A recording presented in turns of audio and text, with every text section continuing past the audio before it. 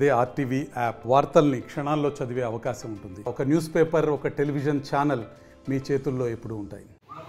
సమాజం సక్రమంగా నడవాలంటే ఏదో ఒక వ్యవస్థ అవసరం.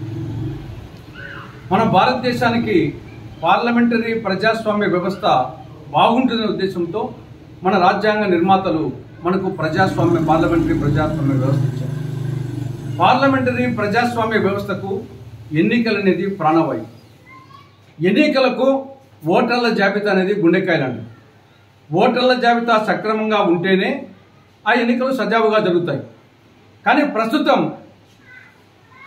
ఆదిలోనే అంశపాదన్నట్టు ఓటర్ల జాబితాలోనే అవకతవకలు, దాని తర్వాత రిగ్గింగులు, సైక్లింగ్లు, దాని తర్వాత ఓటుకు 1000, 2000, 3000, 5000, దానికి తోడు మళ్ళా చీరలు పంపిణీ, ఈ విధంగా అనేక అవకతవకలు జరుగుతున్నాయి. దీనివలన ప్రజాస్వామ్యము అపహాస్యమవుతా ఉంది. ఈ ఓటర్ల జాబితా పూర్తిగా తప్పుతడగ్గా ఉంటుంది. అధికార పార్టీకి, ప్రత్యేకించి బీజేపీకి అనుకూలంగా ఉన్న బూతుల్లో కొన్ని బూతుల్లో జనాభా కంటే ఓటర్లు ఎక్కువ ఉంటారు. దొంగ ఓట్లు, డబుల్ ఎంట్రీ, చనిపోయిన వాళ్ళ పేర్లు ఉంటాయి. అదేవిధంగా బీజేపీకి కానీ అధికార పార్టీకి కానీ ఆ బూతుల్లో సక్రమంగా ఓట్లు పడవనుకుంటే ఆడ అర్హులైన ఓటర్లనే వాళ్ళ పేర్లు వాళ్ళ జాబితా నుండి తీసేస్తారు.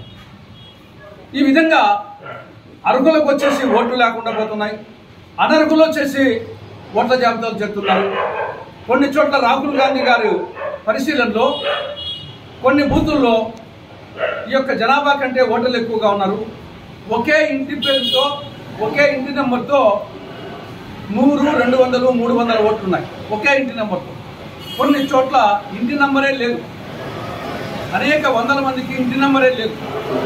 కాబట్టి ఈ విధంగా ఓట్ల జాబితా అవకతవకలు జరుగుతున్నాయి. దీనికి తోడు ఎన్నికల కమిషన్ బీజేపీ చేతిలో కీలుబొమ్మగా తయారైంది. ఎన్నికల కమిషన్ నియామకంగానే అన్యాయం జరుగుతూ ఉంది. గతంలో ఎన్నికల కమిషన్ నియమించాలంటే ప్రధానమంత్రి, లోక్సభలో ప్రతిపక్ష నాయకుడు, సుప్రీంకోర్టు ప్రధాన న్యాయమూర్తి చేసేవారు. ఇటీవల బీజేపీ సవరణ చేసింది. సుప్రీంకోర్టు ప్రధాన న్యాయమూర్తి స్థానంలో కేంద్ర మంత్రిని పెట్టింది. అంటే ప్రధానమంత్రి, కేంద్ర మంత్రి ఇద్దరు ఒకే పక్క ఉంటారు. కాబట్టి ఎన్నికల కమిషన్ అపాయింట్మెంటే సక్రమంగా జరగడం లేదు. దీనివల్ల ఎన్నికల కమిషన్ బీజేపీ చేతిలో కీలుబొమ్మగా మారింది. దీనివలన ఈ ఓటర్ల జాబితా అవకతవకలు, ఈ విధంగా రిగ్గింగ్లు, సైక్లింగ్లు, డబ్బు పంపిణీ జరుగుతున్నాయి.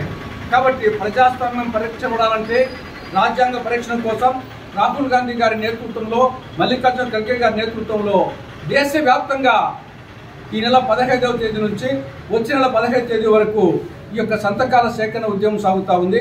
అందులో భాగంగా కడప జిల్లా పులివెందుల అసెంబ్లీ నియోజకవర్గంలో వేంపల్లె మండల కేంద్రంలో ఈరోజు సంతకాల సేకరణ కార్యక్రమం చేపట్టడం జరిగింది. ఈ సంతకాలు కేంద్ర ఎన్నికల కమిషన్కు పంపించడం జరుగుతుంది. మా ఉద్దేశం వల్ల ఎన్నికలు సక్రమంగా జరగాలి, సజావుగా జరగాలి, ప్రజాస్వామ్య వ్యవస్థ బతికి బట్టగట్టాలి, రాజ్యాంగం పరీక్షించబడాలి అన్న ఉద్దేశంతో ఈ మహోద్యమాన్ని మరొక స్వాతంత్ర ఉద్యమంగా దీన్ని కాంగ్రెస్ పార్టీ చేపడతా ఉంది. ఈ ఉద్యమంలో ప్రజానీకం స్వచ్ఛందంగా పాల్గొనాలని కాంగ్రెస్ పార్టీ విజ్ఞప్తి చేస్తా ఉంది. మరిన్ని వీడియోస్ కోసం ఛానల్ ని సబ్స్క్రైబ్ చేయండి. లేటెస్ట్ అప్డేట్స్ కోసం వాట్సాప్ ఛానల్ ని ఫాలో చేయండి. అండ్ లింక్ డిస్క్రిప్షన్ లో ఉంది.